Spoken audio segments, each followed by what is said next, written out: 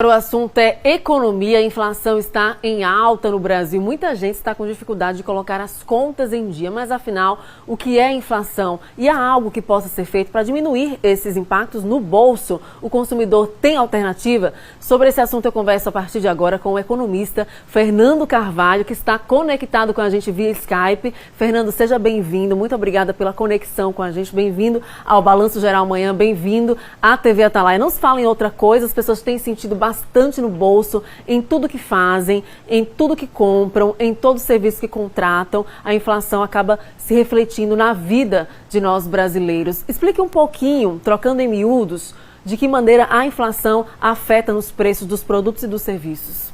Bom dia. Bom dia, Camille.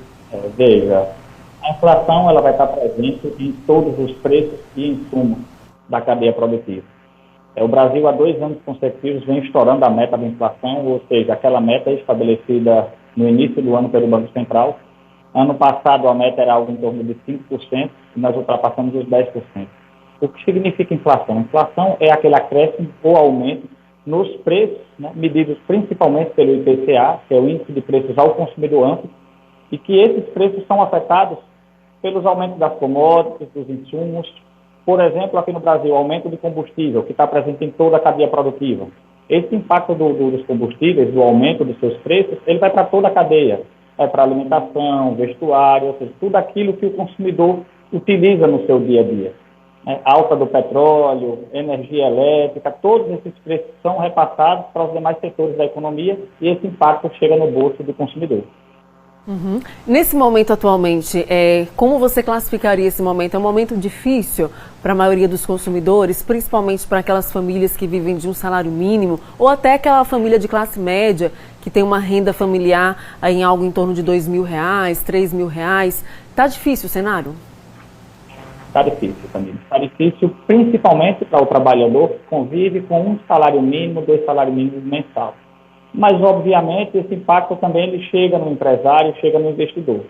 Só para você ter uma ideia, esse ano, mais uma vez, o Banco Central, através do Boletim Focus, tem uma expectativa de quase 98% de estouro da meta da inflação, que estava em torno de 3,5% e pode ultrapassar os 7%. Estimativa de crescimento do PIB, no melhor cenário, de 1,6%. E no pior cenário, uma queda de 2%. Ou seja, a expectativa para a economia em 2022 no Brasil não é nada boa. Sem falar que o Brasil está utilizando da política monetária de utilização do aumento da taxa Selic, que hoje já está em 11,75%. E esse impacto também chega no consumidor, porque como ela é a taxa básica de juros da economia, isso vai afetar a taxa de juros de cartão de crédito, de financiamento, ou seja, vai dificultar o acesso ao crédito, consequentemente ao consumo. Quando você fala na queda do PIB, de que maneira uma queda de PIB, por exemplo, aqui em Sergipe, vai influenciar no estilo de vida das pessoas, no poder de compra das pessoas? Veja, o PIB é tudo aquilo que é produzido no país, nos estados, durante um ano. Se há uma queda no PIB, ou seja, há uma queda na produção interna e, consequentemente, no consumo, como também na arrecadação dos estados e municípios. Então, é um dado preocupante que a gente tem que estar atento. Quais são os principais setores que podem trazer uma melhora até o final deste ano, que podem, digamos assim, promover algum tipo de alívio para a sociedade de maneira geral? Tem setores que a situação fica mais estável, digamos assim? Há alguns setores que apresentam melhoras e que vêm segurando não só nossa balança comercial, como nossa produção interna, que é o agronegócio. Porém, agora com a crise no leste europeu, essa dificuldade de acessar insumos, ou seja, de fertilizantes aqui no Brasil, possa ser que venha atrapalhar ainda esse ano ou ano que vem a produção agrícola brasileira. Então, o agronegócio é quem vem segurando esse crescimento do PIB, porém, há um cenário de incerteza aí por conta desse conflito no leste europeu. Então, o grande desafio é o acesso a fertilizantes? Isso. Os principais exportadores para o Brasil de fertilizantes é justamente a Rússia e uma parte também vem da Ucrânia. Nós produzimos aqui internamente no Brasil, mas não o suficiente para a nossa demanda interna. Então, é um dado preocupante. A indústria brasileira, o agronegócio, tem que estar atento para esse momento. As famílias, de maneira geral, têm sentido dificuldade de fechar as contas em todo final do mês. Qual seria a orientação para essas famílias nesse momento? É aquilo que a gente chama de escolha. É fazer escolhas agora e ver suas prioridades.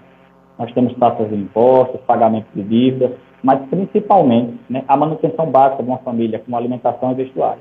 Então, é fazer suas contas da economia doméstica, ver aquilo que é prioridade, né, diretamente, que vai afetar a vida desse consumidor, dessa família, e vai ter que abrir mão de algumas coisas, principalmente aquilo que a gente quer chamado de luxo ou que pode ser deixado para depois. Uhum. A gente já tinha comentado isso no início da nossa conversa, mas é importante frisar que aquelas famílias que sobrevivem com apenas um salário mínimo são as que mais sofrem, né? Isso. Esse impacto chega diretamente a isso, principalmente na alimentação, no aumento da cesta básica, e o que sobra aí para pagamento de aluguel, se não tem casa própria, ou até para manutenção da sua própria casa própria, é muito pouco. Então é bom ficar atento e fazer sua.